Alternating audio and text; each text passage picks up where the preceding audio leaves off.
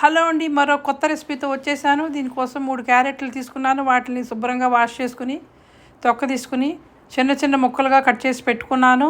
తర్వాత బాగా పండిన పెద్ద టమాటోలు ఒక 3 తీసుకున్నాను. వాటిని కూడా ముక్కలుగా కట్ చేసి పెట్టుకున్నాను. ఇది రైస్లోకి, టిఫిన్స్ అన్నిటిలోకి కూడా చాలా బాగా మ్యాచ్ అవుతుందండి. మీరు తప్పకుండా ట్రై చేయండి.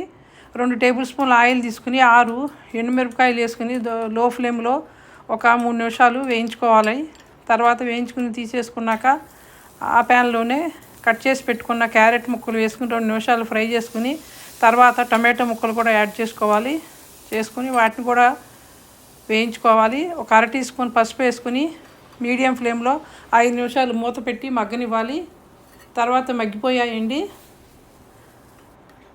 వీటిని చల్లారాక ఒక మిక్సీ జార్కి ట్రాన్స్ఫర్ చేసుకుని వేయించి పెట్టుకున్న ఎండుమిరపకాయలు, రుచికి తగినంత ఉప్పు, 35 టీ స్పూను జీలకర్ర, 7 వెల్లుల్లి రెబ్బలు, 2 అంగుళాల అల్లం ముక్కలు తొక్క తీసి పెట్టుకున్న వేసుకుని గ్రైండ్ చేసుకోవాలండి. తర్వాత అర నిమ్మకాయ సైజు అంత చింతపండు కూడా వేసుకుని గ్రైండ్ చేసుకుని 1.5 టేబుల్ స్పూన్ ఆయిల్ వేసుకుని 1/2 టీ స్పూన్ ఆవాలు అవి చిటపటమన్నాక 1/2 టీ స్పూన్ జీలకర్ర, 35 టీ స్పూన్ మినప్పప్పు, చేతి నిండుగా కరివేపాకు వేసుకుని అది వేగాక తాలింపు పచ్చడిలో వేసుకోవటమేనండి. చాలా యమ్మీగా ఉంటుంది. తప్పకుండా ట్రై చేయండి. Please subscribe, like, share, follow HM flavours.